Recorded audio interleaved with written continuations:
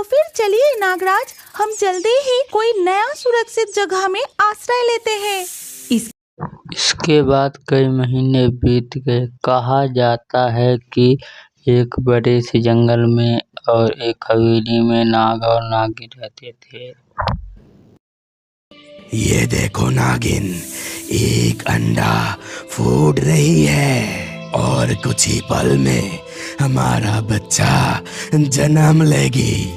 देखते ही देखते एक अंडे से उनके एक खूबसूरत लड़की का जन्म होता है और फिर नागिन बोलती है, नागराज, हमारी कन्या तो पूरी तरह से मानव रूप में जन्म ली है। क्या वो हमारी तरह इच्छाधारी नागिन कभी नहीं बन पाएगी?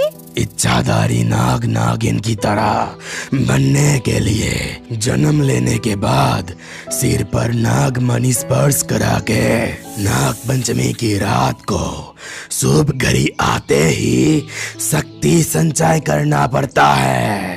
हाँ, आपने तो ठीक ही कहा, लेकिन अब क्या करें? हमारी नागमणि तो सपेरा के पास है और दूसरे अंडे में से हमारे बच्चा फिर से मानव रूप में ही जन्म ली तो बहुत बड़ा गड़बड़ हो सकता है। हमें फिर से प्रकृति देवी से मदद मांगना पड़ेगा। जल्दी चलो, हम अभी प्रकृति देवी के पास जाके मदद मांगते हैं। इतना कहते ही नाग काला नाग और काली नागिन का रूप धर लेते हैं और चल पड़ते हैं प्रकृति और जंगल में लकड़हारा लकड़ी काट रहे होते हैं।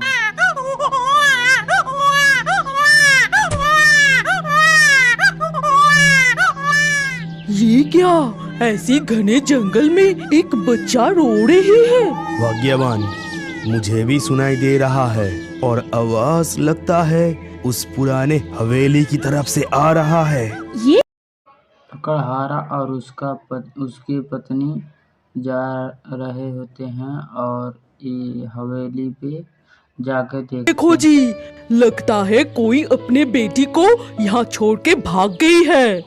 अरे बाप रे, वो देखो उधर कितना बड़ा अंडा है। अच्छा, वो अंडा डायनासोर का तो नहीं है? डायनासोर का अंडे? अगर अंडे से डायनासोर निकल के इस बच्ची को खा लिया तो? चलो जी, बच्ची को लेकर हम यहाँ से चले जाते हैं।